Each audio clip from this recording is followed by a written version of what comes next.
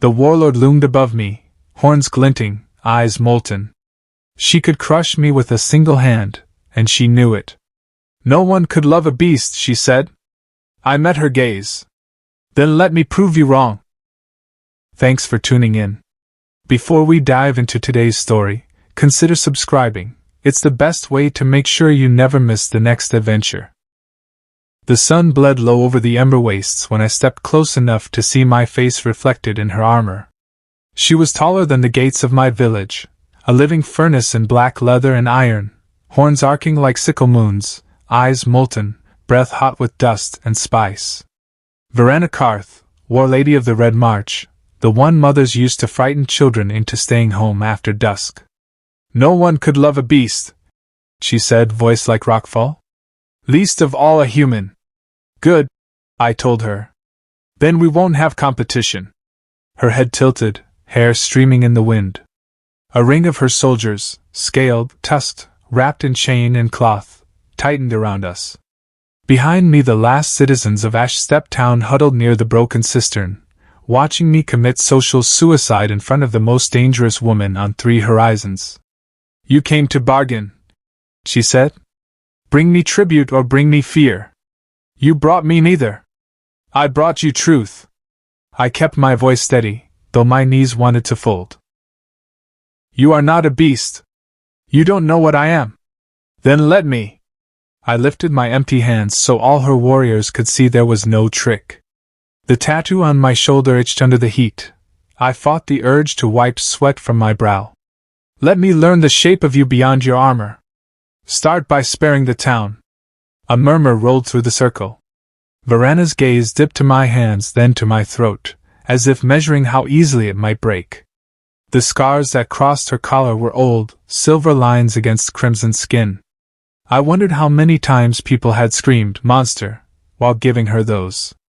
You ask life for many, she said. What do you offer in return? Myself, I said before I could give fear the last word. One life for all theirs. I'll go with you. Not as chattel. As envoy. As whatever it takes to see you clearly. The soldiers hissed. One laughed. Verana didn't move. Only her eyes changed. Shadows shifting, something almost like curiosity cutting through the warm mask. The wind picked up and tugged at her hair. The sun turned her horns to black gold. You think you can prove a thing no one else has? She murmured. That I can be loved. I think I can choose you, I said. And keep choosing, even when it's hard. She stepped closer. The ground trembled under her weight. When she spoke, her breath warmed my cheek. You don't know what my nights are like, little man. Then take me to them. Silence. A heartbeat. 2. She raised one hand, armored knuckles the size of stones, and every instinct I had screamed to run. Instead, I set my palm against her vambrace. Start here, I whispered, with a touch that isn't afraid. Something old and brittle cracked behind her eyes. Very well, Verana said, and the war ring parted at a gesture. Your town will live. You will come with me. She turned toward the canyon road, the sun painting her edges in fire. I followed, because I had already decided that the only way to break the story told about her was to write a new one from the inside. Behind us, someone cheered. Ahead, in the teeth of the cliffs, a horn sounded once, low, warning, hungry. Prove it, she said without looking back. Begin tonight. The canyon swallowed us whole. The air cooled fast once the sun dipped behind the spines of stone, and the clamor of her warriors filled the hollow spaces.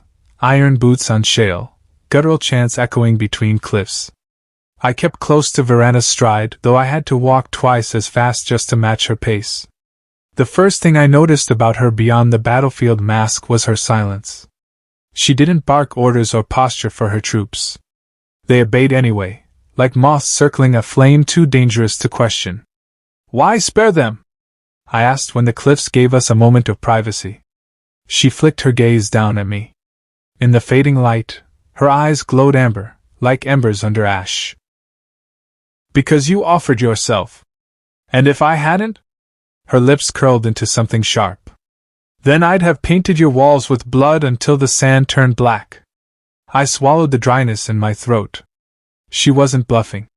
I had grown up hearing about towns erased overnight, where nothing was left but scorched stones and bones picked clean. The war camp lay just beyond the canyon's throat, a sprawl of fire pits and black tents stitched from scales and hide. Massive banners snapped in the dusk wind, each marked with the clawed sigil of the Red March.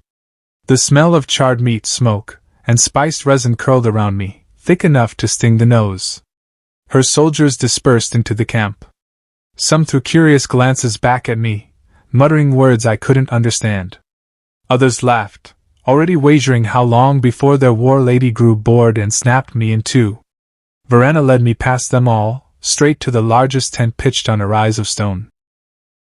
It wasn't a tent so much as a pavilion, stitched with plates of black leather reinforced with bronze ribs. Inside, the fire cast shadows across a carpet of furs.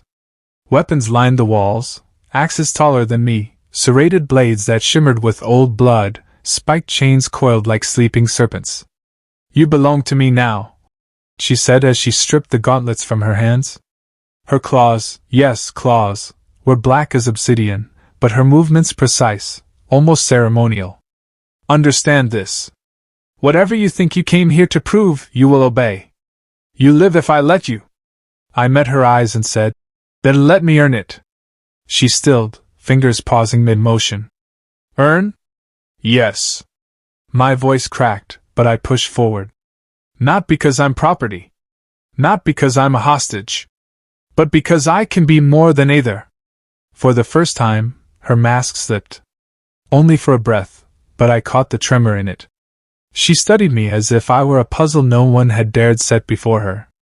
"You truly don't fear me?" she asked, quieter now. "Oh, I do," I admitted. "Every second. And yet you touched me. Because someone has to." The fire popped. A silence stretched taut between us, as heavy as chains. Then, slowly, her lips curved into something that wasn't quite a smile, but it wasn't a snarl either.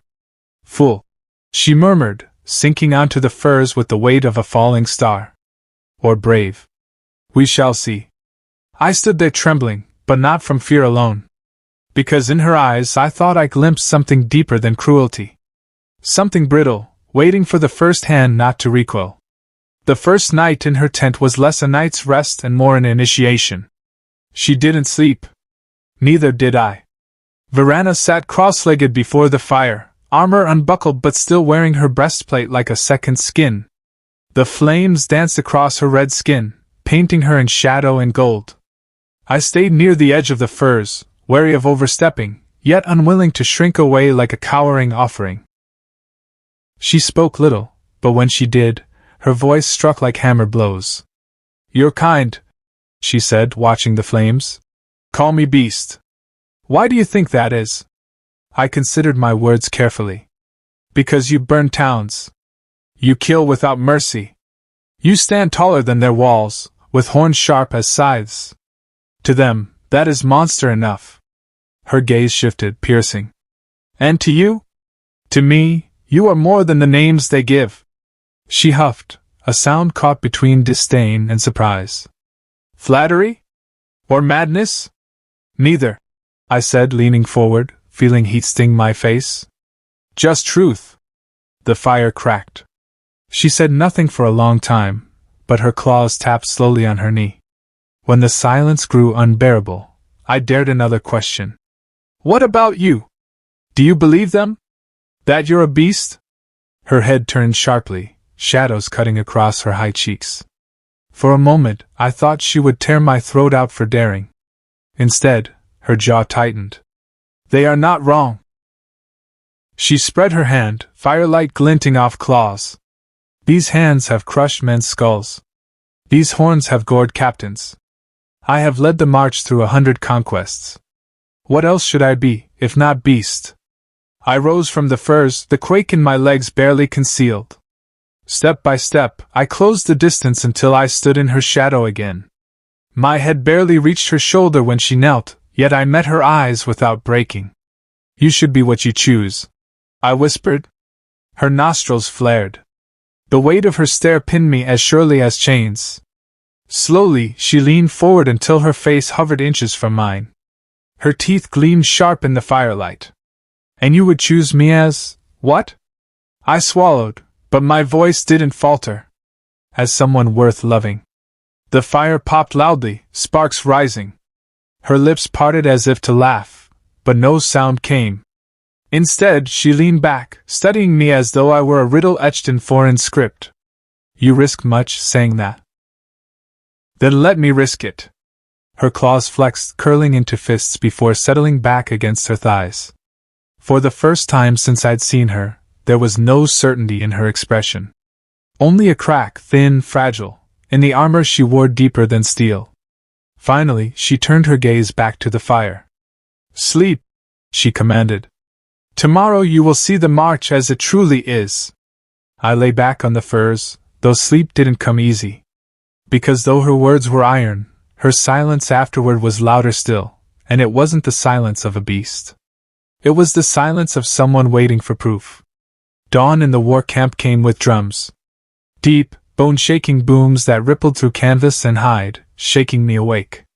Outside, voices rose in guttural chants, the cadence of soldiers readying for another day of conquest. Verana was already armored, fastening the last straps across her chest when I sat up.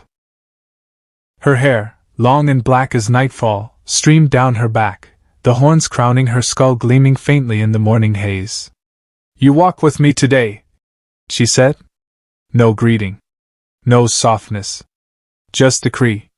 I nodded, though the weight of it pressed against my chest. The camp unfolded like a machine alive with fire and steel. Rows of warriors sharpened blades, oiled chain, lashed banners to spears. Beasts with tusks like trees strained against harnesses, pulling carts laden with bones and loot. Every eye I met seemed to flicker with contempt or amusement, as if measuring how long before I broke. Verana led me to a ridge overlooking the march. Beyond, the desert stretched endless, dunes red as rust beneath the climbing sun. On the horizon, I saw smoke rising from another settlement, small, fragile, already choking under the red march's shadow. This is what I am, she said, gesturing to the scene. Conquest without pause. Fire without end. You would call it savagery. I call it survival. And do you believe survival is all you are? I asked quietly. Her jaw tightened. What else is there? I didn't answer, not yet. Instead, I walked to the edge of the ridge and let the hot wind scour my face. Below, the townspeople of that distant settlement fled into the sands, their homes already kindling. The soldiers roared, a thunderous hymn to destruction. I turned back to her. Choice, I said. That's what else. Her eyes narrowed, molten with challenge. You speak as though it is simple. It isn't, I admitted. But it's the only thing that makes us more than beasts. We're not the things carved into us. We're the things we carve into the world when we decide differently. Her gaze locked on mine. The warlord who could gut me in one strike stood utterly still, like stone caught between cracking and holding. Do you think me weak? She said slowly. If I do not burn what is before me. I stepped closer, heart hammering so hard it hurt. No. I think you stronger than all of them if you dare stop. Behind us, the drums thundered again. Her soldiers roared, blades flashing in the sun. Yet in that moment, her eyes were not on conquest, but on me, a single man who dared tell her she could be more. Prove it, she whispered, almost too low for anyone but me to hear. How? Walk with me into the ashes, she said, turning away, her cloak snapping in the wind. And show me there is something worth sparing. And just like that, the war lady who had been certain of fire gave me my chance to plant a seed in her ruin. The march descended on the settlement by noon. I had walked beside Verana's shadow the whole way, the sand burning through my boots, the air vibrating with war drums and horn calls. By the time the soldiers broke the first gates, smoke already blotted the sky, thick and choking. The raiders poured in with practiced brutality. Doors splintered, cries rose, steel flashed. The people ran, and where they couldn't, they fell. I wanted to look away, but Varana's eyes burned on me, gauging whether my conviction would falter in the face of blood. I forced myself forward, past burning timbers, past a woman pulling her child through the ash, past a man clutching at a wound that would not close. My gut screamed to intervene, to throw myself between blade and flesh, but my head knew better. If I broke now, all lives here would be forfeit. At the center of town, near the fountain that had already run black with soot, Varana called her warriors to heal. She stood with her axe planted in the earth, horns gleaming, hair whipped wild by the smoke-thick wind. "Look well," she said to me. "This is the march. This is what it means to follow me. Do you still call this choice?" My throat burned, but I didn't look away. "Yes." "Then choose now." Her voice carried, sharp enough to still her war band. "Tell me, do I let them live, or do I feed the sand with their bones?" Every soldier's gaze turned to me. 100 eyes, cruel and eager, waiting for me to falter. I swallowed, stepped closer to the fountain, and raised my voice so all could hear. "Spare them." A ripple of disbelief spread through the crowd. Laughter. Jeers. A soldier spat near my boots. Varana's lips peeled back, but not in a smile. "Spare them?" she repeated. "And what do they give in return?" "They would spit on my mercy. Curse my name. Fear me still." "Then let them," I said. "Mercy is not a trade. It is proof. Proof you can be more than they think." The laughter quieted. Tension coiled in the air like a drawn bow. I thought she would strike me down where I stood. Instead, she raised her axe high, then slammed it into the fountain stone, sending cracks across its base. "Enough," she thundered. "The march has taken its due. Leave the rest." Her warriors balked, snarled, but none disobeyed. They pulled back, dragging loot but leaving the survivors to crawl from the ashes. Murmurs rippled through their ranks like storm winds. Some looked at me with venom, others with a flicker of something I couldn't name. Varana turned her molten gaze on me, unreadable. "You dare much," she said softly. "Do not fail me now. If they live and spit on my mercy, their blood will be yours to pay." And as the smoke rolled skyward, I knew this was only the first battle, not of steel, but of hearts. Hers most of all. That night, the camp brimmed with unease. The soldiers drank heavily around their fires, their laughter sharp, their glares sharper. I could feel their anger pressing against my skin. How dare a human whelp sway the will of their war lady? Varana summoned me again to her pavilion. Inside, the firelight etched every line of her scarred skin, every jagged mark of old battles carved into her arms and throat.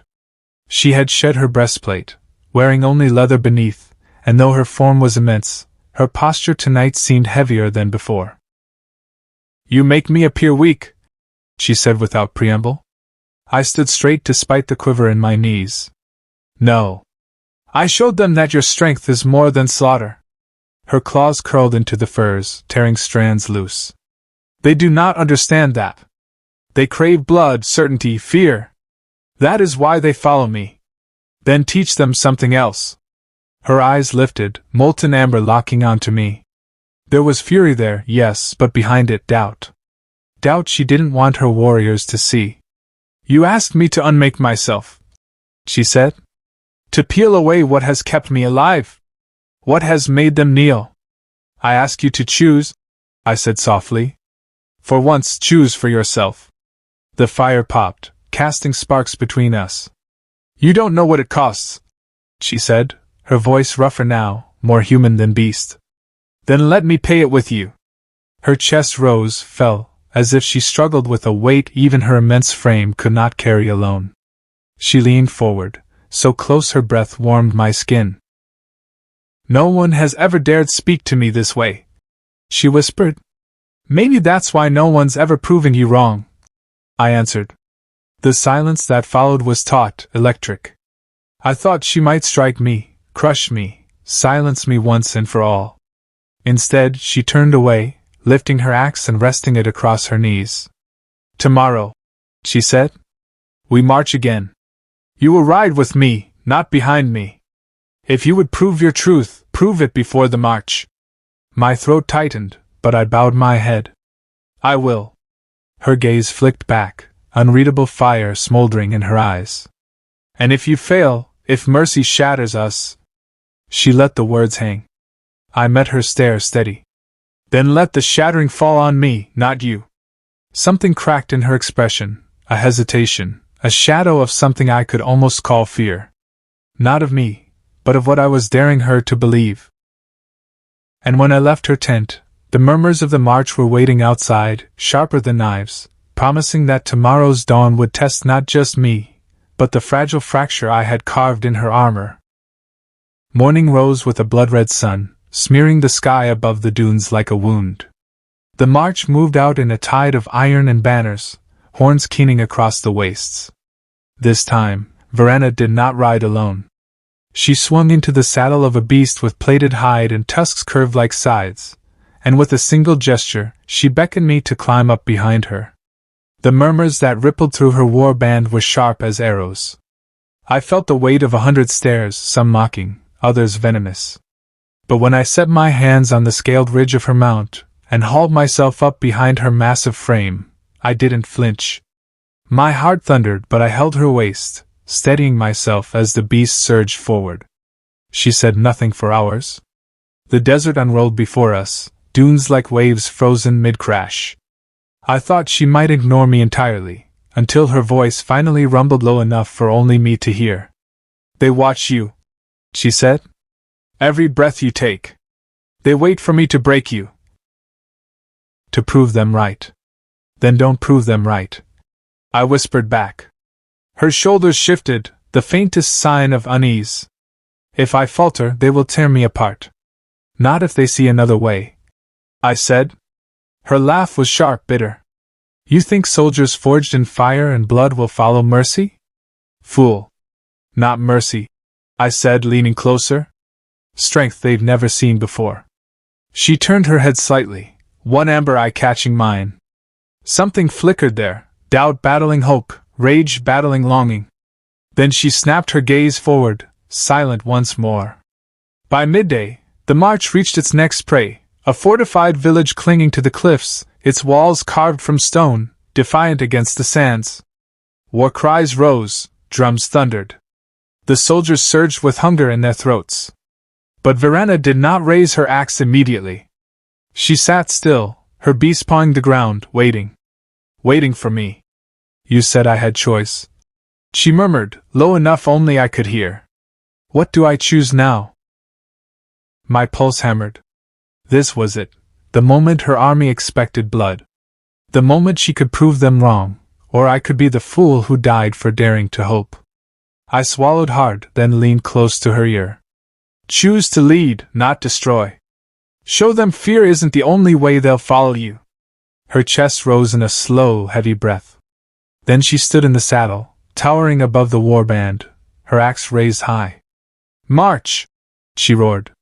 But not to burn. To take their strength into ours. No killing today. Only conquest without corpses. The warband erupted, not in cheer, but in outrage. Shouts, snarls, disbelief. Yet none moved against her.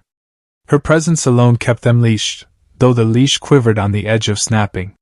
She sat again, her back rigid, her voice low to me.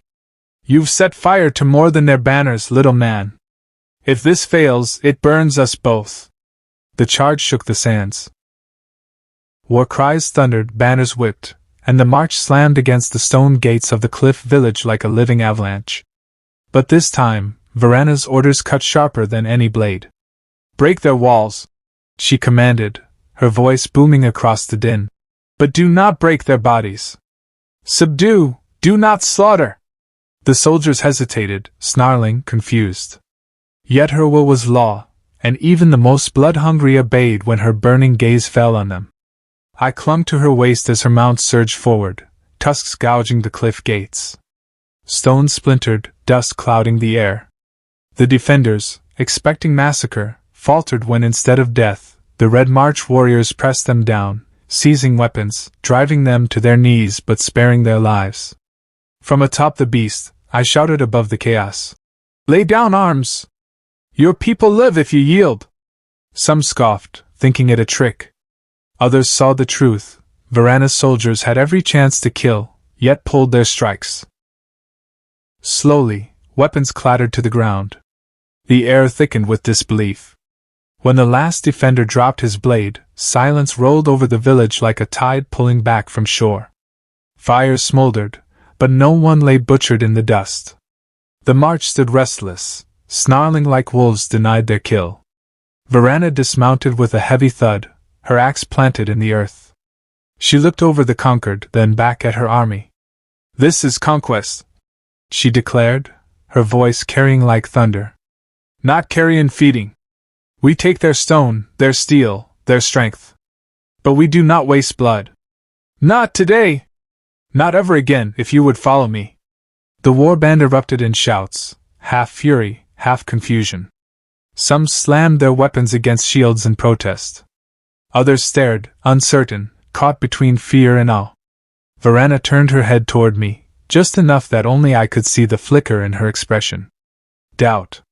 Fragility. A question unspoken. Was I right to listen? I stepped forward, raising my voice so all could hear. "This is not weakness.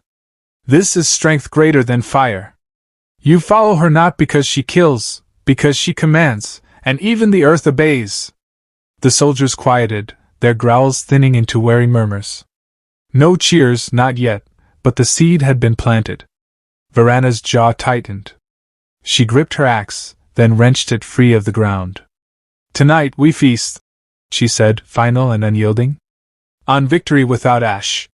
The march roared, not with full conviction, but enough to echo against the cliffs. As the sound rolled across the conquered village, Varana leaned close to me and whispered, low, dangerous. "You gamble with my throne, little man. If I fall, it will be your body they feed to the sand." And yet I heard something else beneath the threat. Something almost like hope, trembling as if afraid to be spoken aloud. That night the march feasted, though the celebration was strained. Fires roared high, meat cracked over spits, drums beat their endless rhythm. Yet beneath the noise lurked something sharp, like a knife under cloth. The soldiers laughed too loudly, drank too quickly, their eyes darting often to me, the human who had whispered mercy into their war lady's ear. I felt every stare like a weight pressing on my chest. But Varana sat at the head of the gathering, her massive frame backlit by firelight, her horns crowned with flickering flame. None dared openly challenge her, not tonight. Until one did. A brute of a warrior, tusks filed to jagged points, rose from the fire circle, his cups spilling liquor onto the sand. His eyes blazed as he slammed his fist against his chest. "War lady!" he roared. "We are Red March. Not shepherds. We were forged in blood, not pity. Why do we crawl when we should burn?" A chorus of snarls rose in agreement.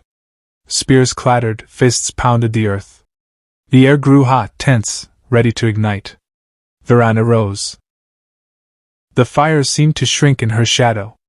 She lifted her axe and let its blade catch the firelight until it gleamed like molten sun. "You question me?" she growled. The warrior spat into the sand. "I question the beast who lets a human tame her." His gaze slid to me, dripping contempt. "He whispers and you falter. You call this conquest? It is shame." The circle hushed. Breathless, waiting. Varana's chest expanded with a slow, dangerous inhale. She stepped down from the rise, the earth trembling with her weight. In 3 strides she stood before the brute, towering over him, axe angled casually in her grip like the promise of thunder. "Do you call me weak?" she asked, voice like stone grinding stone. The warrior puffed his chest. "I call you broken." Gasps rippled. In a blur, her axe struck the ground between his feet, splitting sand and stone alike. He flinched but didn't back down. Varana leaned close, teeth bared in a snarl inches from his face. "You live," she hissed, "because I chose it. You breathe, because I command it. Do not mistake mercy for chains. My will is the only law here, and I say conquest without carrion is still conquest." She shoved him back, hard enough that he stumbled into the circle. The warriors fell silent, the weight of her fury pressing them into stillness. Then, slowly, some began to beat their spears against shields.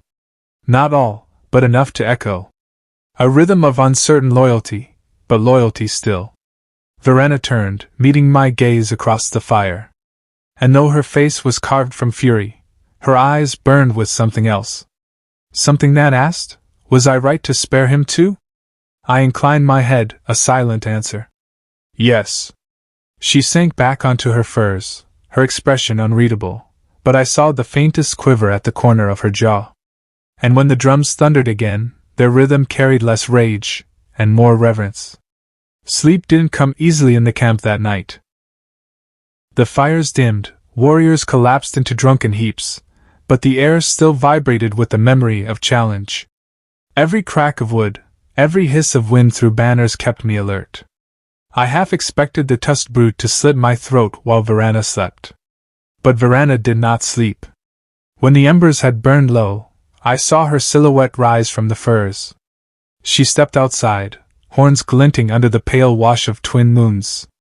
Something in her movements felt heavy. Not the predatory stride of a warlord, but the slow tread of someone carrying a weight unseen.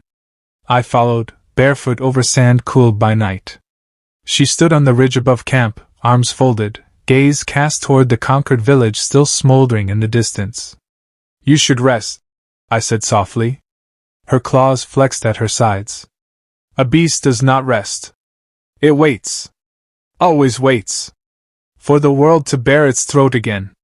I stepped closer, careful, until I stood at her elbow. You're not a beast. She turned her head, her profile carved against moonlight, horns like crowns, eyes catching silver light. You keep saying that, she murmured.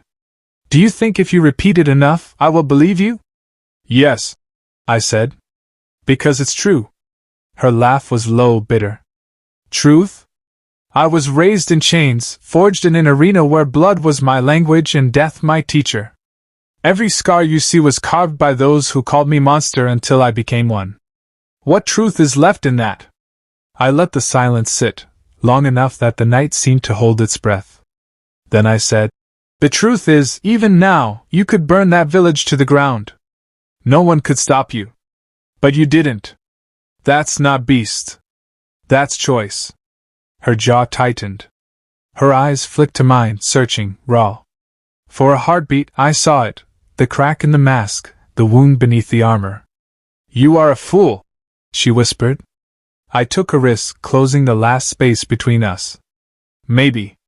But I'm your fool. The words trembled in the air between us. For a long, dangerous moment, she said nothing. Then, slowly, her hand lifted. The claws hovered near my face, the tips black and sharp in the moonlight. Every instinct screamed to flinch. I didn't. Her palm settled against my cheek, warm and heavy. Not gentle, not cruel. Testing. Searching. No one has ever dared. She murmured, almost to herself. Then let me be the first. The silence after that felt like the edge of something vast, something neither of us knew how to name. When she lowered her hand, her voice had changed. Softer. Quieter. Sleep, little man. Tomorrow we march again. But when I lay awake later, listening to the slow weight of her breaths, I knew something had shifted. Not in the march, not in the war, but in her. And in me. The march woke before dawn. Horns blared, fires rekindled, and warriors readied for the road. Yet as the war band gathered, I noticed something different. Glances cast not only toward Verena, but toward me. Not all hateful. Some curious. She mounted her beast with her usual terrifying grace, then extended one massive clawed hand down to me.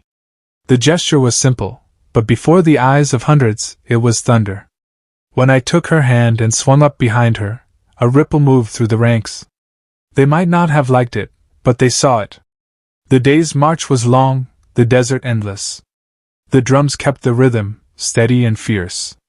But every so often, I felt Verena lean forward slightly, as though listening not to her army, but to the whisper of something fragile inside herself. By afternoon, we reached another settlement, larger than the last, stone-walled, with watchtowers bristling with spears. The defenders were ready this time. Horns blared, gates barred, men and women lined the walls with bows in hand. The march roared, eager for blood. But before Varana could raise her axe, a volley of arrows darkened the sky.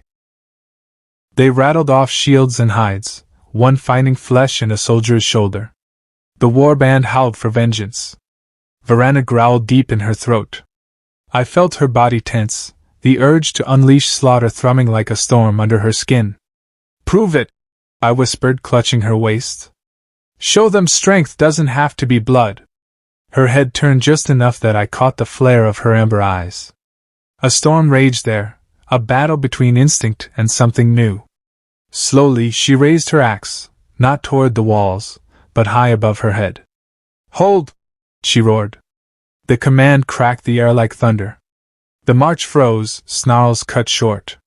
She urged her mount forward, alone, through the range of enemy arrows. Gasps rippled across both sides as she strode to the gates unshielded, a titan daring death. "People of the cliffs!" Her voice boomed up the stone. "I am Varana Karth, War Lady of the Red March. Your steel is sharp, your walls strong, but I do not come to burn you. Yield, and you will live. Kneel, and you will keep your blood." The defenders shouted, confused, uncertain. "Lies!" someone called. "The march kills all." Varana's axe crashed into the sand at her feet, shaking the earth. "Did I burn the last village?" she roared. "Look to your kin," they breathed still. "My conquest does not demand your corpses. Only your surrender." The defenders wavered. Archers lowered their bows, exchanging uneasy glances. Behind me, the warband seethed, some snarling in protest, others silent withal. Varana leaned back just enough to murmur so only I could hear. "If they do not kneel, I will lose them all. The march. The walls. Everything." Her voice trembled, not with fear of death, but fear of breaking the only order she had ever known. I pressed my forehead briefly to her back, my voice steady. "Then let them see the beast who chose not to be one." The gates shuddered. Chains rattled. And slowly, agonizingly slowly, the doors of the cliff village began to open. The gates creaked wide, dust rolling from their stone hinges. Inside, defenders held their weapons tight, eyes darting between Varana's monstrous form and the restless tide of soldiers bristling behind her. Children clung to their mother's skirts, wide-eyed and trembling. Varana stood tall in the saddle, a silhouette of horn and steel, her presence a living storm. For a heartbeat, it seemed everything balanced on the edge of her axe. Then she lowered it. "Yield," she said, her voice carrying into every crack of the walls, "and live." One by one, the defenders dropped their spears. First in defiance, then in resignation, finally in desperate relief. The clang of steel on stone echoed like thunder through the canyon. When the last weapon fell, the people sank to their knees. The war band surged forward, snarling like wolves ready to feast. But Varana raised her hand, claws spread wide. The march froze mid-step. "No carrion," she commanded. "Their blood is mine to claim, and I choose it remain in their veins." A roar of protest erupted. Warriors slammed shields, tusks bared, voices thick with fury. I could feel the pressure like a physical weight, the army ready to tear itself apart. Varana turned her head, just enough for me to see the raw edge in her eyes. For all her power, for all her fire, this was her most dangerous battle yet, not against the village, but against her own. I slid down from the mount, landing hard in the dust. Hard hammering, I strode past her axe, past her burning gaze, until I stood in the middle ground between conqueror and conquered. "They live because she wills it," I shouted, voice cracking the air. "And her will is law. Not yours, not mine, hers. She could burn this place to cinders, but she chose restraint. That is not weakness. That is command." The march snarled, uncertain. The defenders stared in disbelief. The silence swelled, thick as smoke. Then Varana dismounted, her boots striking stone like falling hammers. She stalked past me, past the kneeling villagers, until she stood eye to eye with her nearest warrior. "You follow me," she growled, "because I am strength. And strength is not waste." Her clawed hand shot out, seizing the soldier's spear. With a snap, she shattered it across her knee and flung the pieces into the dust. "Strength builds. Weakness destroys without thought. Which do you call me?" The warrior's snarl faltered, eyes dropping. "Answer," Varana barked. "Strength," the soldier muttered. The word rippled outward. Not loud, not triumphant, but enough. The warband quieted, the mutiny buried under her towering shadow. Varana turned, her eyes meeting mine across the dust and silence. The corner of her jaw tightened, and for the first time since I had met her, she did not look like a beast at all. She looked like someone standing on the edge of becoming something else, if only someone kept choosing her. The village accepted its fate with bowed heads and cautious eyes. Varana claimed their banners, their stores, their oaths, but not their blood. When night fell, the march camped outside the walls, torches circling the settlement like a crown of fire. I sat near the outer ring of the pavilion, listening to the low hum of warriors' discontent. They gnawed on bones and drank deep, but the flavor of their feast was soured by restraint. Mercy left them restless, teeth bared at shadows. Inside, Varana sat apart from her soldiers, her massive frame hunched forward on the furs. The firelight carved her scars into maps of a life written in wounds. Her axe lay within arm's reach, but her hands were empty. When I stepped in, she didn't look up. "They hate me," she said flatly. "They fear you," I corrected. "And they follow you. Hate has nothing to do with it." Her claws flexed against her thighs. "Fear is fragile. Break once and they turn. They smell doubt already." I dared closer, kneeling so the firelight washed both our faces. "Then give them something stronger than fear." She barked a low laugh, bitter as ash. "And what is that, little man? Love? You think hardened killers will kneel to tenderness?" "Not love," I said. "Belief. In you. In what you stand for." Her gaze snapped to mine, sharp and searching. "And what do I stand for?" I held her eyes. "That you're more than the beast they call you. That you don't need to kill to be obeyed. That you choose." Her jaw tightened, as if the words cut deeper than any blade. She leaned forward, close enough that the heat of her skin smothered the fire's warmth. "No one has ever believed that of me," she whispered. "Then let me be the first." The silence between us thickened, taut as a drawn bowstring. Her eyes flickered, not with rage, but with something raw, trembling at the edges. Slowly, she lifted her hand. The claws brushed the side of my throat, light as a feather yet carrying the weight of death if she pressed harder. My pulse hammered against her touch. "You would trust this hand?" she murmured. "The hand that has broken skulls, ripped life from bone?" "Yes," I whispered, not daring to blink. Her claws trailed up, resting against my cheek. Warm, rough, trembling. Her breath caught, sharp, almost pained.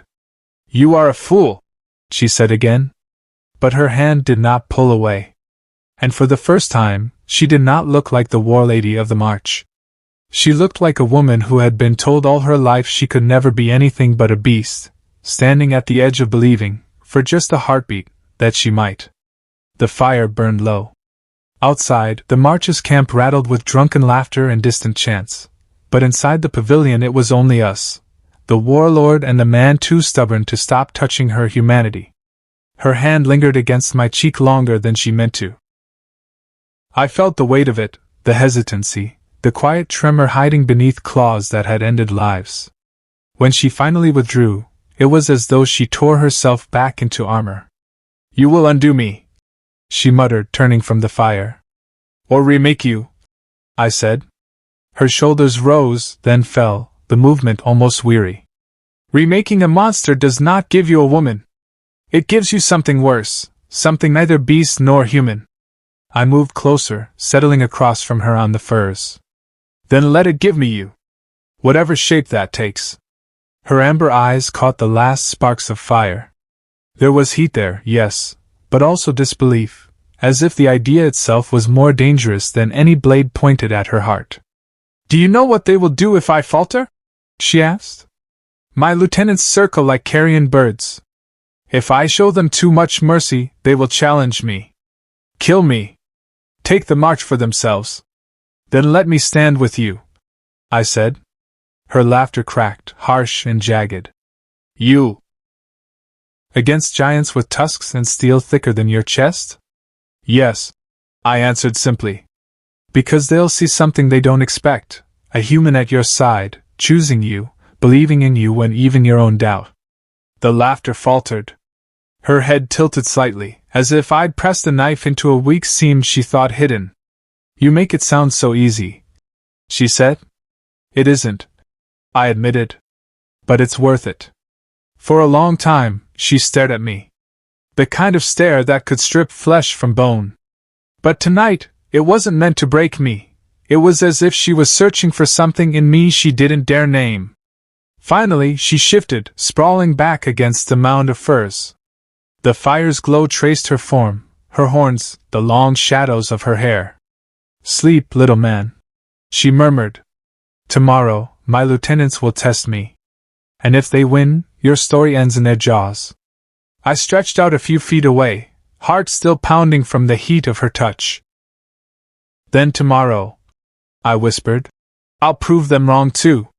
Her eyes flicked to mine across the darkness. For once, she didn't argue.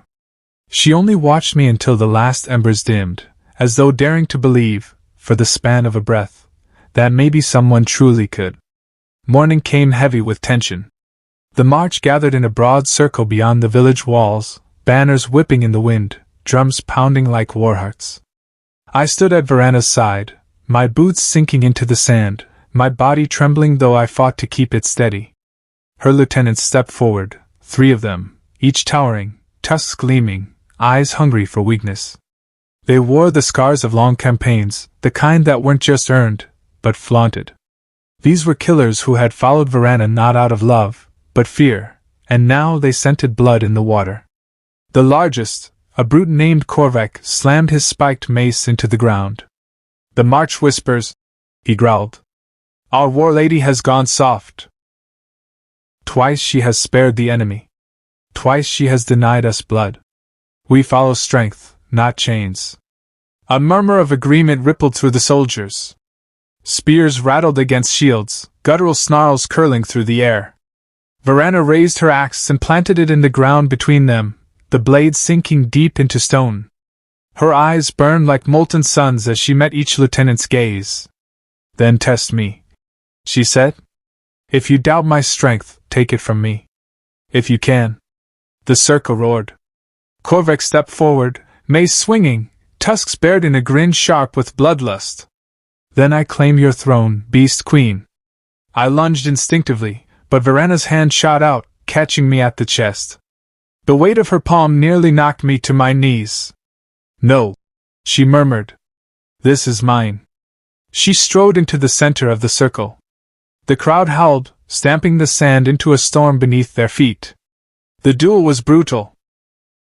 Korvac swung with the force of falling trees, his mace tearing furrows into the ground. Verana moved with terrifying grace, each strike of her axe sparking against his steel. The clash of their weapons rang like thunder, echoing off the cliffs. Every blow she landed drew a chorus of cheers and jeers. Every time she faltered, the army snarled its hunger for blood. My chest burned with helplessness.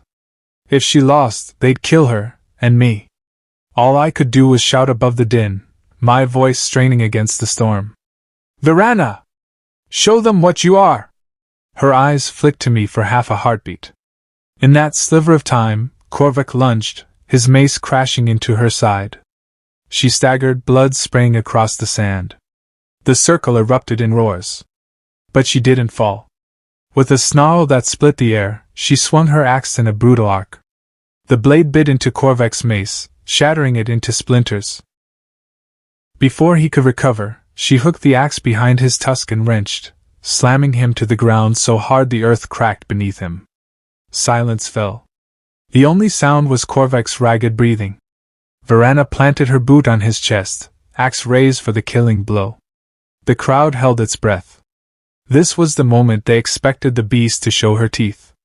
Instead, she lowered her axe. No more waste, she thundered. Your life is mine, Korvek, and I let you keep it.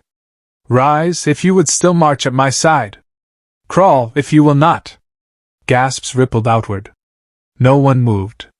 Then, slowly, painfully, Korvek rolled onto his knees and bowed his head. The circle erupted. Not all cheers, not all loyalty, but something had shifted. They had seen her strength, and they had seen her choice. Varana turned, her chest heaving, blood running down her side. Her eyes met mine across the circle. And for the first time, she did not look like she was proving herself to them. She looked like she was proving herself to me. The circle broke slowly, unease thick in the air. Some of the march pounded their chests and roared Varana's name, but others slipped back into the ranks with dark eyes, whispers curling like smoke. Mercy was strength in my eyes. To them, it was heresy. Korvek knelt at her feet, blood dripping from his tusks. His breath came ragged, but he did not rise until she stepped away and let him. When he stood battered and broken, he spat blood into the sand, then bowed low. My life is yours, war lady, he growled. The others murmured. They had expected a corpse. Instead, they saw loyalty reforged in a shape they did not yet understand. Varana swayed slightly, her hand pressed to the wound at her ribs. She was still vast, still terrible, but I saw the tremor under her strength. I was at her side before anyone else dared move. You're bleeding, I whispered. Her lips curled faintly, almost a smile, almost a snarl. A beast does not bleed. Then lucky for you, I murmured, steadying her with both hands. You're not a beast. Her gaze lingered on me, heavy with something unspoken. Then she turned, raising her voice so all could hear. The march follows me still. And while I live, it will march where I command. The crowd answered with a roar. Not full-throated, not unified, but enough. For now, she had them. We retreated to her pavilion. Inside, she sank onto the furs with a groan, peeling her armor back to reveal the wound. The gash along her ribs was deep, oozing dark blood that steamed faintly in the torchlight. I tore a strip from my tunic and pressed it to the wound. She hissed, claws digging into the furs, but she did not shove me away. You risk much, little man, she said through gritted teeth. So do you, I answered. But you're not risking it alone anymore. Her eyes softened, just for a heartbeat. No one has ever stood here, she murmured, voice low. Not beside me. Not without fear. I'm afraid, I admitted, tightening the cloth. But I stand here anyway. The firelight danced across her face, casting shadows over her scars. For the first time, I saw her jaw unclench, the lines of command and fury slipping into something raw. You said you would prove me wrong, she whispered. That no one could love a beast. Tell me, human. Her eyes searched mine, molten and fragile all at once. Do you already love me? The question cut deeper than her wound. My breath caught. My heart hammered. And in the silence that followed, I knew the answer would change everything. I held the cloth tight to her wound, my hands slick with her blood, the torchlight throwing her into shadow and flame. Her question still trembled in the air between us, heavier than any blade. Do you already love me?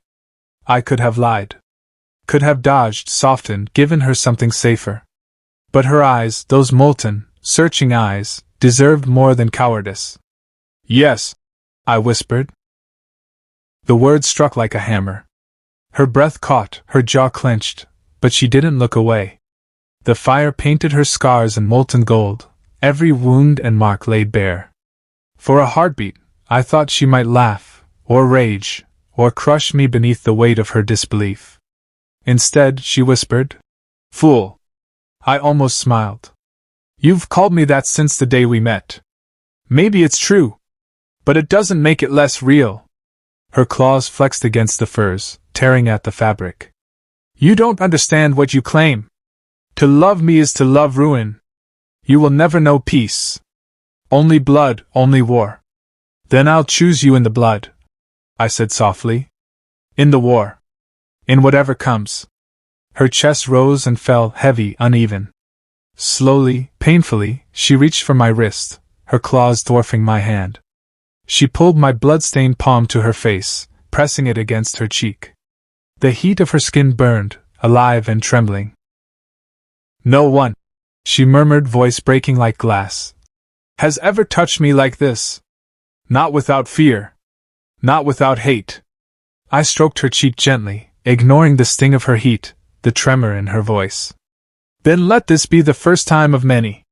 Her eyes shut, as if she could bear the weight of it only in darkness. For a long moment she leaned into my hand, her breath hot and shuddering against my wrist.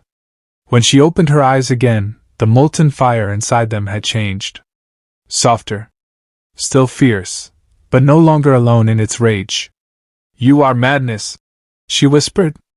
And yet, her lips curled into something fragile, a shape almost like hope.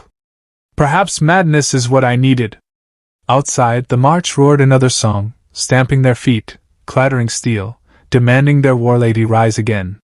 But here, in the firelit hush of her pavilion, Verana let herself be something else. Not beast. Not warlord. Just a woman, trembling under the weight of a truth she had never dared hold. And when her forehead pressed against mine, the world outside vanished, leaving only the proof she had once thought impossible. Her forehead pressed to mine, horns framing us in the firelight like the arch of a cathedral. Her breath was ragged, hot against my lips, every tremor in her chest betraying the war she fought inside herself. For a heartbeat I thought the world would stop there, two souls caught between ruin and revelation. Then a horn blasted outside. The tent walls rippled with the vibration. Voices rose, angry, urgent. The march was restless again. Verana pulled back, her jaw hardening, the softness shuddered behind armor in the blink of an eye. She rose, blood seeping through the bandage at her ribs, but her movements carried no weakness. They will not wait, she growled. They smell blood, mine, yours, the villagers. If I do not face them, they will tear this camp apart. I stood too, my pulse hammering. Then let me stand with you. Let them see I'm not just a whisper in your ear. Her eyes cut to me, sharp as steel. If you step into their circle, they will kill you before I draw breath to stop them. Then stop them by not hiding me. I forced the words past my fear.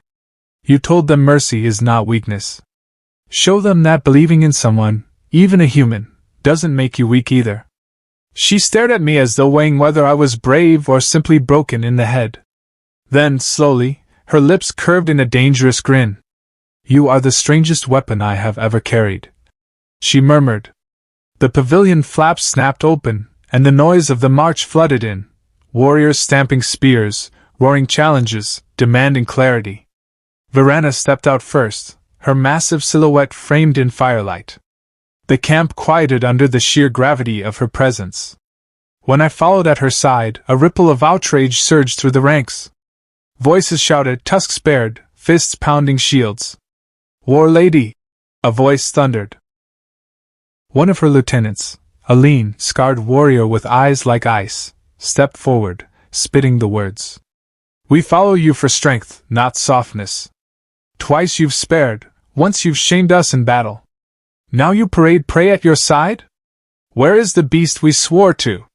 The camp erupted in snarls and jeers. Spears rattled like thunder. Verana raised her axe, the blade catching firelight, and silence fell sharp as a blade. She swept her gaze across her warband, then slammed the axe butt into the ground. You want the beast? She roared. Here she stands.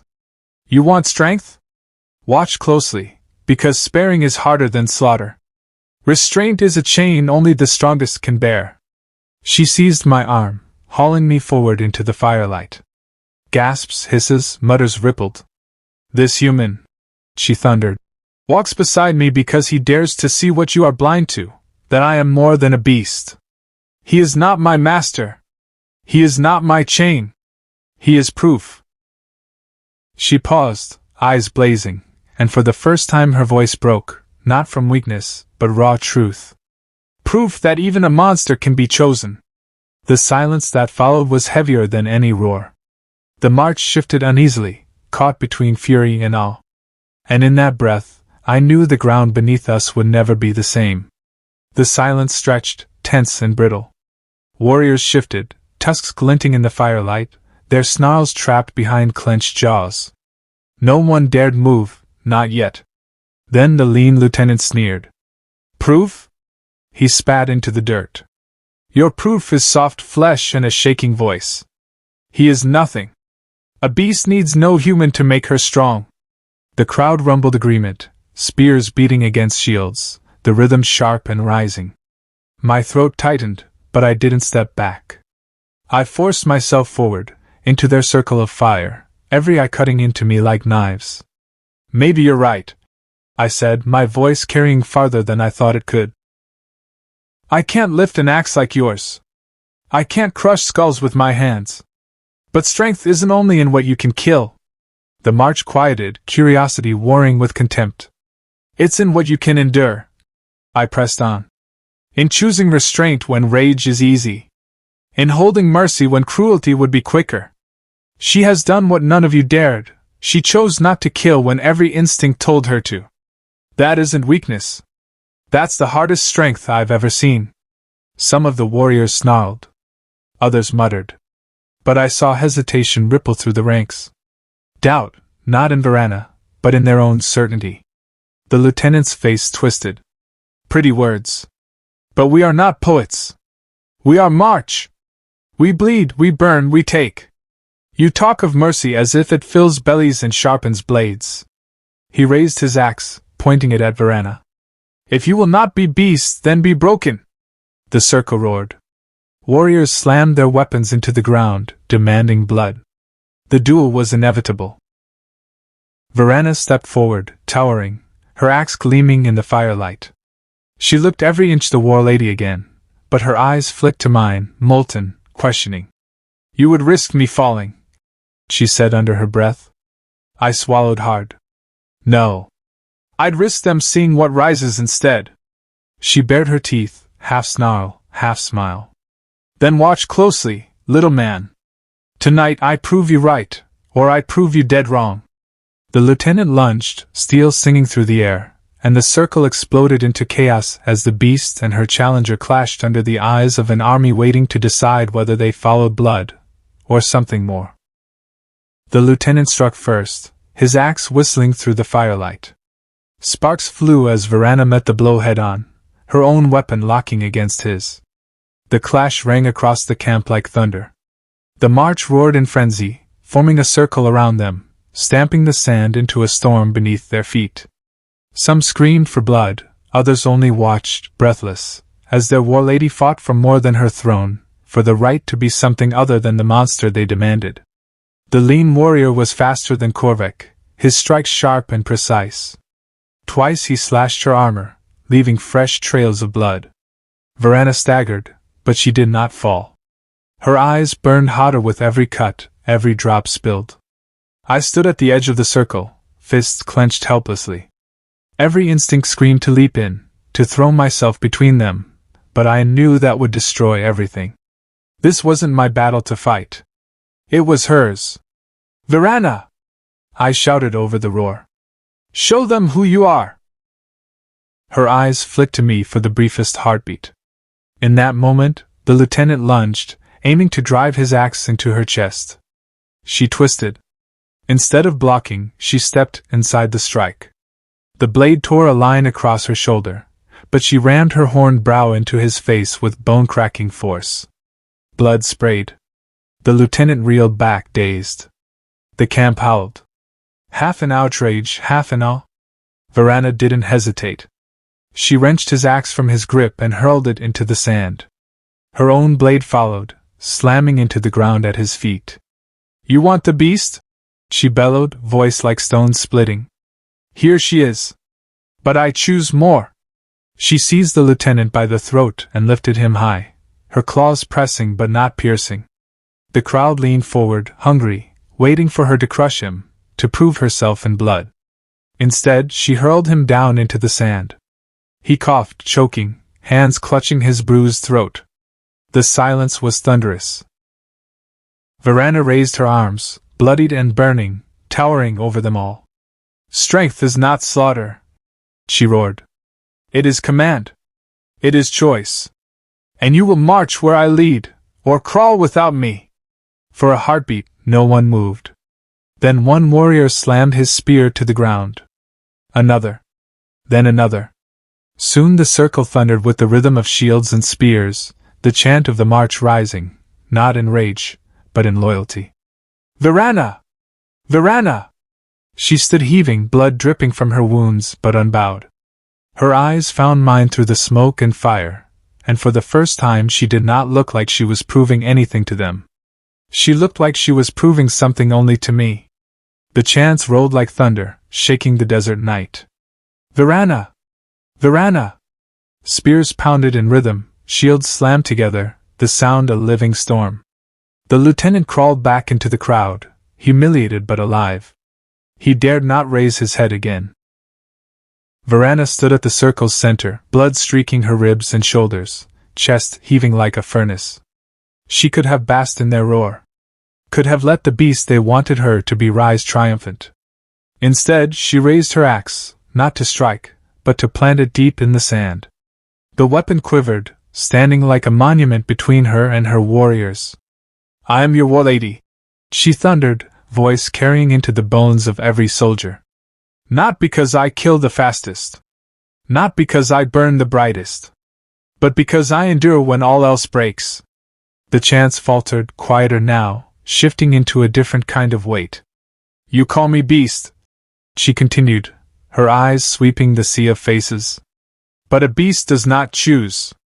A beast does not command. I do. And my command is this."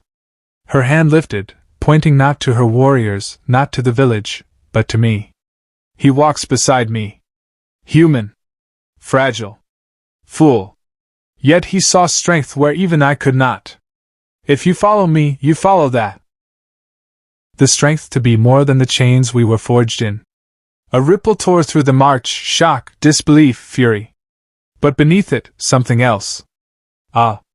The air hung taut, waiting to snap. Then a voice rose from the crowd, hoarse but clear. "We march." Another joined. Then another. Until the chant changed, not her name this time, but one word echoing through the night. "March! March! March!"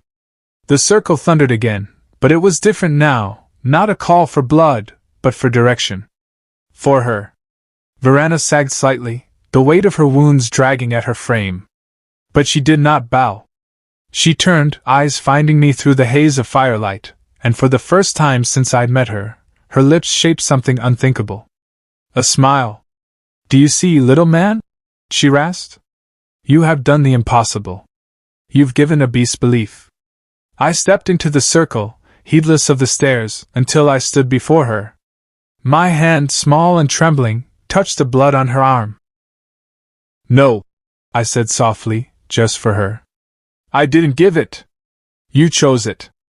Her molten eyes glimmered, softer than fire, sharper than any blade. She leaned down until her horns shadowed me, her voice a low growl in my ear. "Then prove to me, human, that I am worth being chosen." And before the march, before the world, she pressed her blood-warm forehead against mine. A warlord's vow turned into something far more dangerous than conquest. The firelight still burned hot in the circle, but the storm of voices had shifted. What had begun as jeers and fury now beat steady with rhythm, uneasy, but real. The march chanted, not with one voice, but enough to keep the ground shaking. Yet even as the echoes faded into the desert night, I saw them. Eyes in the crowd. Not all convinced. Some too quiet, tusks glinting under torchlight, their jaws set with hunger that mercy could never sate.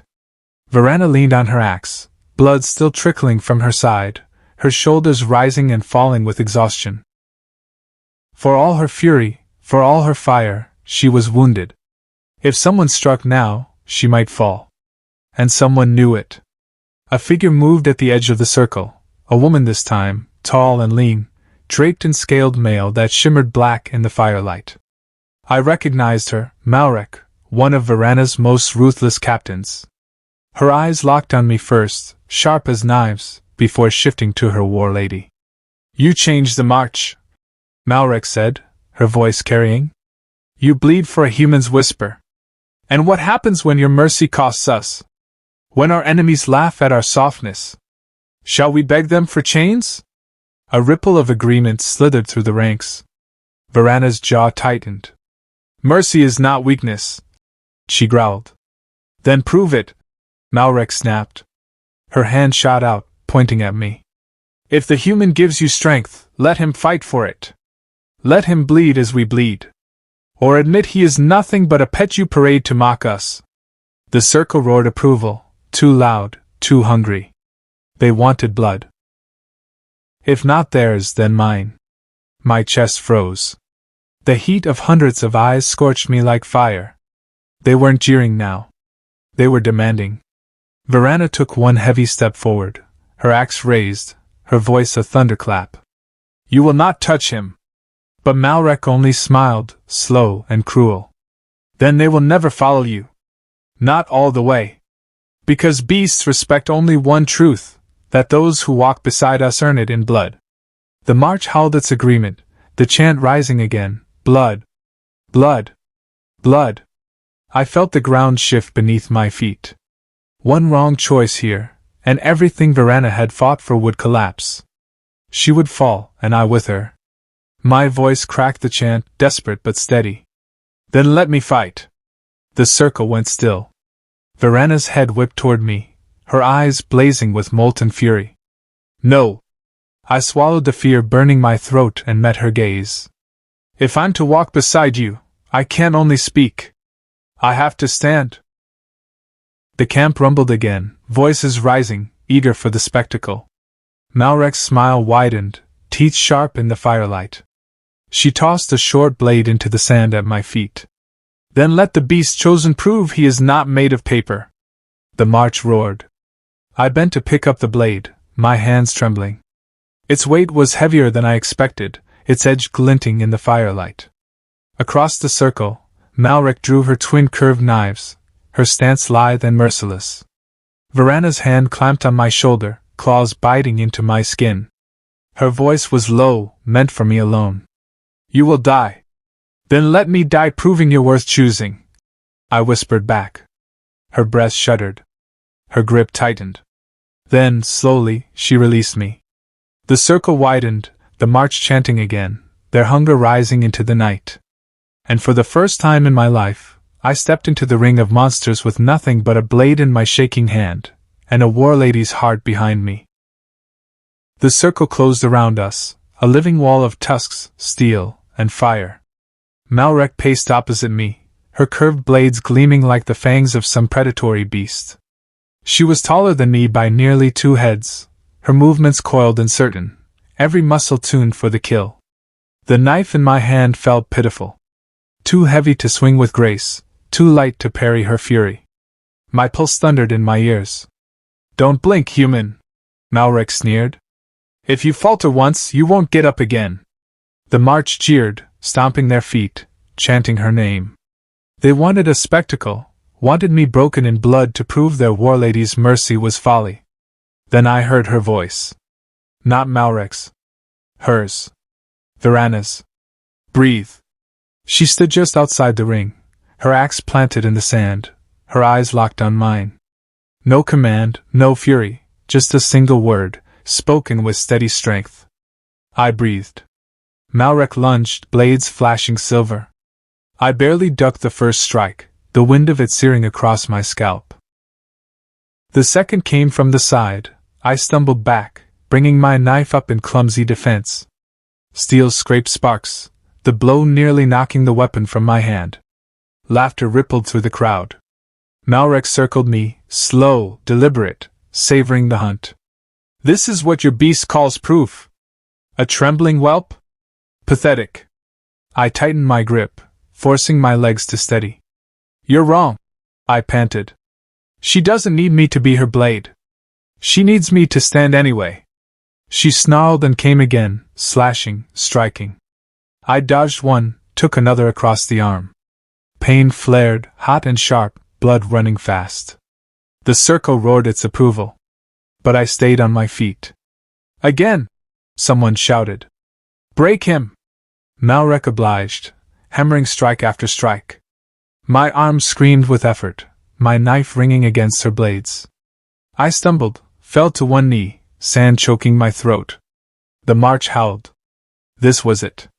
The moment to end me. Malrek raised both blades high, eyes alight with triumph. This is mercy's cost, she roared. But before she could bring them down, my eyes locked on Verana's. Her expression wasn't fear. It wasn't pity. It was fire, molten and fierce, not for herself, but for me. And in that heartbeat I remembered what I had told her, choice is what makes us more than beasts. I didn't raise the knife to kill. I rolled, sand exploding beneath me, and drove the blade, not into her flesh, but into the leather strap binding one of her gauntlets. It tore free. Her balance faltered.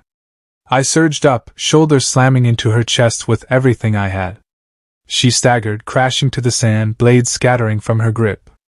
The march gasped. Silence fell, sharp and total.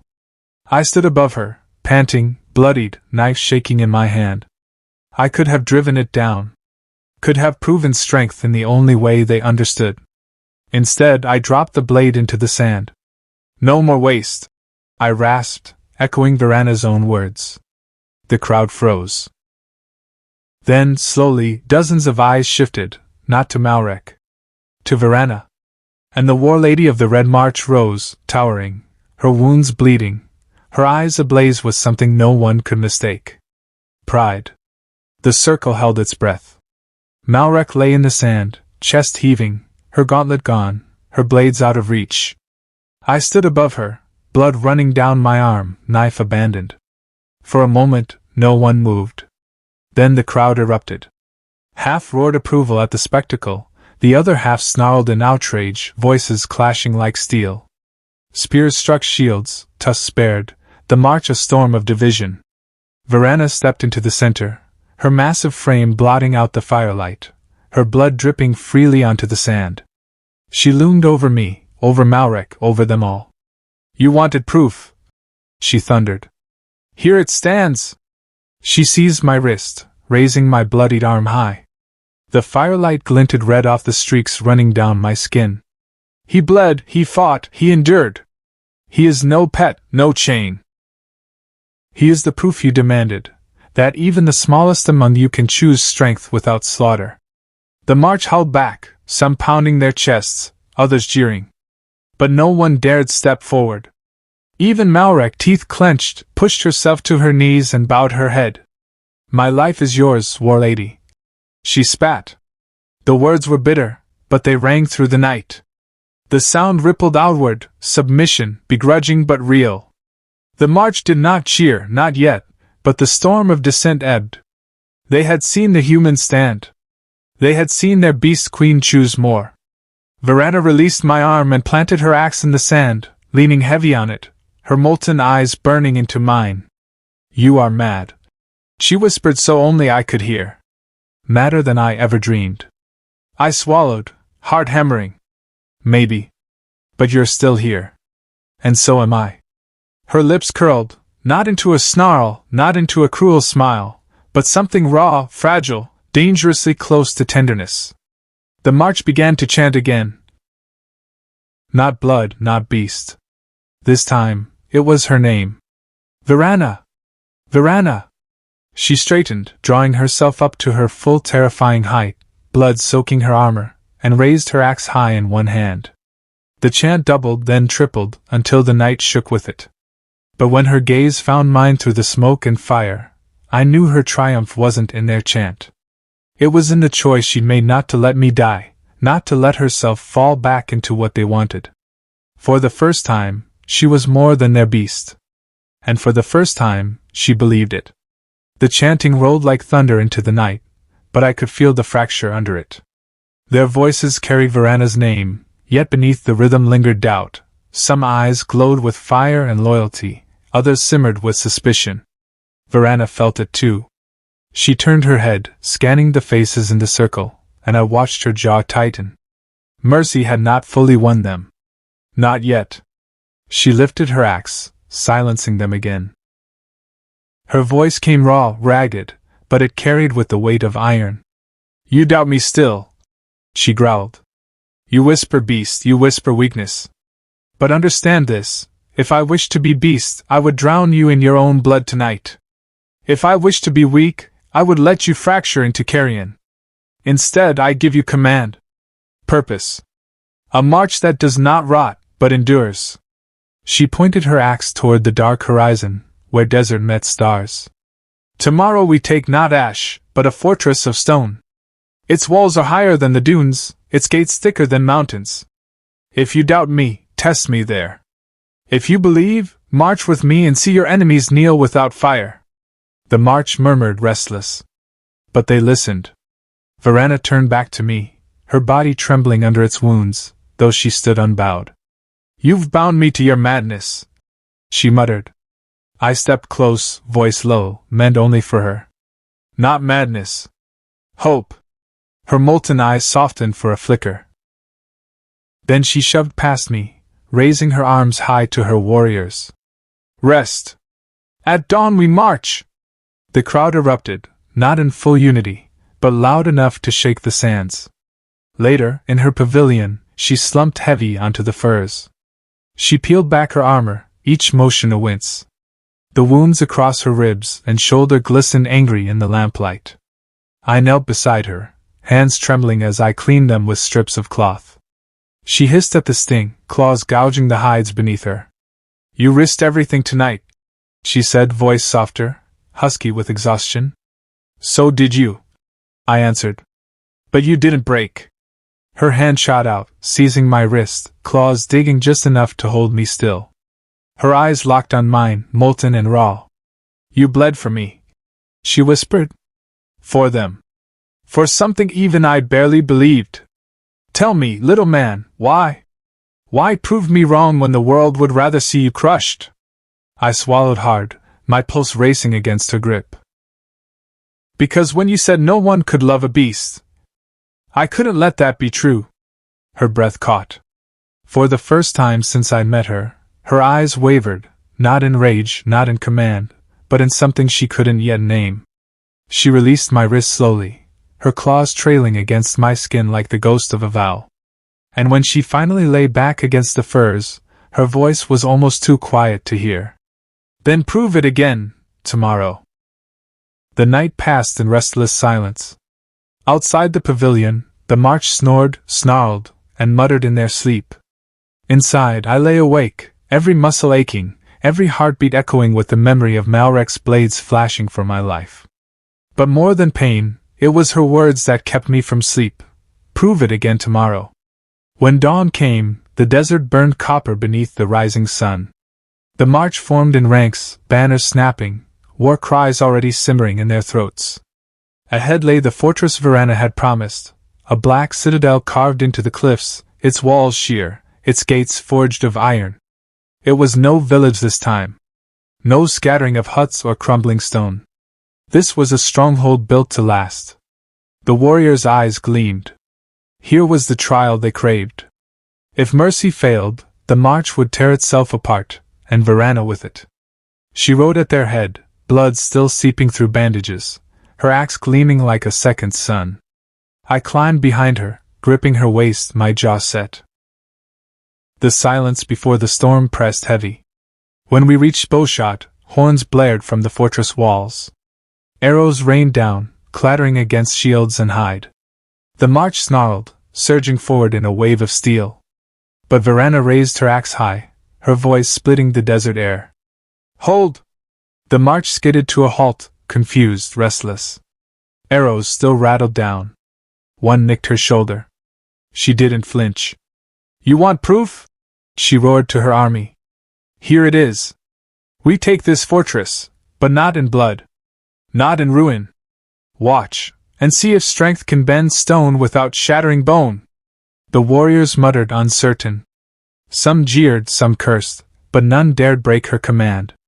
She dismounted, boots shaking the earth. Her eyes burned up at the wall.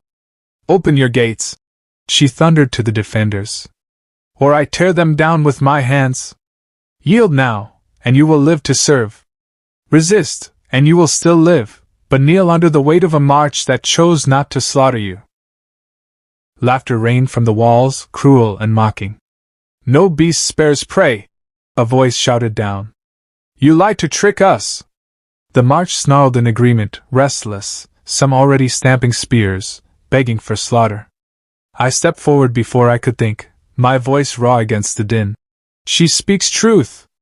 I have seen her spare when she could kill, protect when she could burn. She is not beast. She is choice." The defenders hesitated. Murmurs rippled along the walls. Then the gates groaned. Slowly, impossibly, they began to open. A roar went up from the march, half disbelief, half rage. They had expected a river of blood. Instead, the fortress bent to mercy. Verana turned her head, eyes locking on me. The fire there was different now, less fury, more wonder. "You've done it again," she murmured. "No," I said, my heart pounding. "You have." And as the gates swung wide, and the fortress bowed not to the beast but to the woman who chose, the march saw the impossible made real. The fortress gates yawned wide, creaking like old bones, and for a heartbeat all the world seemed to hold its breath. The defenders laid their weapons at their feet, eyes wary but alive. They expected slaughter, the same end their ancestors had told tales of. Instead, they watched the war lady of the Red March stand before them, axe planted in the sand, her voice iron and fire. "You kneel not to ash," Verana thundered, "but to endurance. Your walls are mine, your steel is mine, your strength is mine. But your blood remains your own." The march roared, not all with joy. Some pounded their chests in wild exhilaration, others spat in fury, tusks bared at the insult of bloodless conquest. Malrek was among them, her face pale but her knives back at her belt. She hissed to those near her, sowing seeds of discontent even as the fortress bowed. I saw it, the fracture, the danger that still lingered. Mercy had won the day, but it had not yet secured tomorrow. Verana turned to her army, her chest rising and falling with the weight of command. "You wanted proof. Here it stands." She spread her arms, gesturing to the fortress gates. "Stone yields to us without carrion. Kneel if you would march where I lead. Stand against me if you would crawl with the bones." A rumble swept through the march. One by one, warriors thudded to their knees, fists pressed to the ground. Not all, but enough that the sound carried like thunder. Verana's eyes burned brighter, molten with triumph and defiance. She raised her axe high, blood dripping from her bandages, and the chant rose again, "Verana! Verana!" Yet beneath the roar, I saw her glance at me. Not seeking the crowd's approval. Mine! I moved to her side, placing my hand against her massive arm. "You've proven them wrong," I whispered. "And yourself too." Her gaze lingered on me, softer than fire, fierce as steel. "Not yet," she murmured. "One more battle remains." Before I could ask, the horns blared again, not from the march, not from the fortress. From the horizon. Dust rose in the distance, banners black and jagged cutting through the dawn light. Another army, larger, heavier, moving fast across the sands. The fortress defenders cried out, panic rising. The march turned, confusion rippling through their ranks. Verana's jaw clenched, her hand tightening on her axe. "The Iron Legion!" she growled. "They come to break us." She looked down at me, fire blazing in her eyes. "This is where mercy ends, or where it becomes our greatest strength. Stand with me, little man. Tonight, we either prove them all wrong, or die beasts after all." The horizon boiled with dust. Standards of jagged iron spears rose against the sun, and the ground trembled with the march of thousands. The Iron Legion. Their armor caught the dawn like a field of blades, their horns sounded deep and merciless. The march wavered. Some snarled for blood, others muttered with unease. Even the fortress defenders looked on in terror, caught between their new conqueror and the tide rolling toward them. Varana stood at the front, axe in hand, blood still dripping from her wounds, her body a monument of defiance. "The Legion comes to unmake us," she growled. "To drag us back into chains, to remind us we are nothing but beasts to be culled." Her warriors snarled uneasy, tusks bared, but I could feel it, the doubt gnawing at them. Against the Legion, mercy would mean death. Varana lifted her axe high. "This day decides everything." I stepped forward, hard hammering, my voice breaking against the rising thunder of hooves and drums. "Then show them! Show them that strength is not just in how we kill, but in how we stand together!" The march muttered. Some scoffed, others shouted their fury. Malrek's eyes gleamed with venom. "Together?" she spat. "With prey at our side? Against the Legion we need teeth, not weakness." I turned to her, to all of them. My voice shook, but I forced it out, raw and loud. "Teeth alone can bite, but they can't build. The Legion expects you to be beasts. Prove them wrong. Prove you are more." The first wave of Legion skirmishers broke over the sands, arrows hissing, spears glinting. Varana roared, raising her axe. But instead of ordering a charge, she slammed the blade into the sand. "Shields!" she bellowed. "Form the wall!" The march hesitated, stunned. Then, slowly, they obeyed, forming ranks, shields locked, bracing against the storm. The fortress defenders, watching with wide eyes, joined them, dragging their shields into line. The Iron Legion's arrows slammed into the wall, clattering harmlessly against wood and hide. The march roared in defiance, the sound rolling like thunder. Varana turned, her molten gaze locking with mine. "This is it, little man," she growled. "If we break, the world will only ever see beasts again." Her hand, bloodied, scarred, clawed, closed briefly over mine. "But if we endure..." She didn't finish. She didn't need to. The Legion roared across the sands, charging with blades raised, the sun flashing off their iron tide. And the Red March, for the first time in its bloody history, braced not as beasts, but as something more. The Iron Legion crashed into us like a storm of steel. The impact rattled my bones, shields splintering under the sheer force of their charge. The wall buckled, men and beasts screaming as iron clashed with hide and bone. Varana was everywhere at once, her axe a burning arc, cleaving spears, shattering shields, hurling legionnaires aside like ragdolls.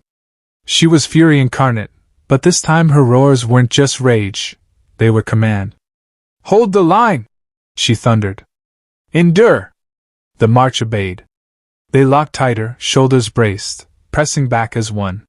For the first time, they fought not as a pack of beasts tearing at scraps, but as a wall, unyielding, immovable. I was in the thick of it, knife in hand, blood already slicking my arm from an arrow that grazed me. A Legion soldier lunged, blade flashing. I ducked under his strike and drove my knife into the gap of his armor. Hot breath, hot blood, then he fell. My stomach twisted, but I didn't stop. Varana's voice cut through the chaos, guiding, shaping the tide. She wove through her soldiers like a storm, her presence binding them. Where she roared, they surged. Where she held, they steadied. The Legion pressed hard, but they had expected beasts, an army that would break ranks in a frenzy. Instead they met discipline, will, choice. And it shocked them. Beside me, Malrek fought like fire unleashed, her knives carving arcs of silver through iron flesh. At one point her eyes met mine, sharp and venomous. But then a Legion blade nearly gutted me, she cut it down before it landed. "You bleed well, human," she spat, snarling as she slit another throat. "Maybe you're not just a whisper after all." The tide raged. Sand turned to mud beneath blood, the clang of steel deafening, the cries of the wounded sharp in the air. My arms screamed with exhaustion, but still I stood. Because Varana stood. Because she had chosen, and I had chosen her. At last, the Legion faltered. Their front ranks broke against the shield wall, their soldiers staggering back into the sand. Their commander, a giant clad in spiked iron, helm crowned with jagged horns, roared fury and rode forward on a beast of steel and bone. The march trembled. Even I felt it, the weight of him, the certainty of death he carried. Varana stepped out from the shield wall, her axe gleaming red, her body soaked in blood and dust. "He's mine!" she growled. The commander lowered his spear, the ground shaking with each thunderous stride of his mount. Varana turned her head once, molten eyes locking onto me. "Stay alive, little man. I'll need you after this." Then she roared, and charged to meet him. The ground shook as two titans collided. The Legion commander's iron spear struck down like lightning. Varana's axe rose to meet it, sparks bursting into the air. The impact rattled the shields behind us, warriors flinching as dust and sand blasted outward. The beast beneath the commander shrieked, tusks slamming into the ground, trying to gore her. Varana rolled with the strike, her claws gouging deep into its plated hide before wrenching herself free. The commander swung again, his spear a blur of jagged steel. Varana caught it on the haft of her axe, but the blow drove her to one knee. A roar of triumph rose from the Legion ranks. My throat went dry. If she fell here, everything, her mercy, her proof, the fragile hope she'd built, would die with her. "Varana!" I shouted, raw, desperate. "You're more than him! More than beast!" Her head snapped up, eyes locking on mine. For a heartbeat, I saw the fire flicker, then blaze higher. She surged upward, muscles straining, driving the commander's spear aside. With a roar that shook the air, she swung her axe in a brutal arc. The blade sheared through the commander's shield, shattering it to splinters. He staggered, but he didn't fall. His spear lunged again, grazing her ribs, blood spraying. The march howled, stamping their shields, torn between fear and frenzy. Malrek spat beside me, knives dripping red. "If she dies, they'll scatter. Hold fast, human!" I clenched my knife, heart hammering, watching helpless as Varana and the commander circled. Each strike was thunder, each clash a quake. His iron armor turned aside blow after blow, while her strength began to flag, blood darkening the sand at her feet. He sneered behind his helm, voice like grinding stone. "You are beast, nothing more. All your mercy dies here." Varana's lips peeled back in a snarl, but her eyes flicked to me again. And in them I saw it, not just fury. Belief. With a roar, she feinted left, then drove forward, ramming her horns into the commander's chest. Iron crumpled under the impact, and he staggered back, his mount screaming. She wrenched her axe high and brought it down with the weight of everything she was: beast, warlord, woman, chosen. The blade split his spear in two, then bit deep into his chest plate, shattering it like clay. The commander collapsed, blood spraying across the sand, his beast thrashing before bolting into the dunes. Silence. For one breath, too. The Legion froze. The march stared. Varana stood over the broken commander, axe dripping, chest heaving. She raised her weapon high and roared, not in rage but in triumph. "Not beast!" she thundered. "War lady!" The march erupted, the fortress defenders joining them, the chant rolling across the desert. "Varana! Varana!" And in that thunder, she turned to me. Her eyes burned not with fury, not with command, but with something far more dangerous. Hope. The desert battlefield lay hushed beneath the chant. The Iron Legion, stunned by the fall of their commander, broke like a wave against rock. Their soldiers fled into the dunes, dropping spears and shields in their panic. The march gave chase only so far before Varana's voice boomed above the chaos. "Hold! No slaughter! The Legion has fallen, let them crawl!" It was command, not plea. And the march obeyed. For the first time, conquest ended not in fire, not in a feast of carrion, but in silence. Survivors from the fortress poured from their gates, stunned, kneeling not in terror but in awe. Varana stood tall, her axe dripping crimson, her body trembling from wounds and exhaustion. Yet she raised her arms high to the sky, horns silhouetted against the rising sun. "Today we endure," she roared. "And tomorrow we endure still. No beast. No chains. Only strength that chooses." The march thundered her name again, But this time, I heard something different in it, not just fear. Something closer to belief. When the noise finally ebbed, she staggered, blood running freely from her side. I rushed to her, catching her arm before she could fall. Her weight nearly buckled me, but she steadied herself on her axe, molten eyes still fierce even through the haze of pain. "You should rest," I said, voice shaking. She gave a rough laugh, low and cracked. "A beast rests. A war lady endures." But when she looked at me, her fire dimmed, softened. "You proved me wrong," she whispered. "I thought no one could love what I am. Yet here you stand. Here you bleed. Here you choose me still." I pressed a hand to her wound, the heat of her blood slicking my palm. "I'll keep choosing," I said. "Again and again, no matter what they call you." For the first time, she leaned into me. Not in command, not in threat, but in trust. Her forehead pressed to mine, her breath ragged. "Then walk with me," she murmured. "Not behind. Not beneath. Beside." The march roared her name once more, but for me the world had gone quiet. In that silence, beneath the rising sun, I held her, and she let herself be held. Not beast. Not monster. Just Verana. And when she whispered, "Perhaps even a beast can be loved," I knew the war she had waged inside herself was won. Reaching this point means you're a true fan of these tales. Comment below with your state or country. I'd love to see where our community is listening from.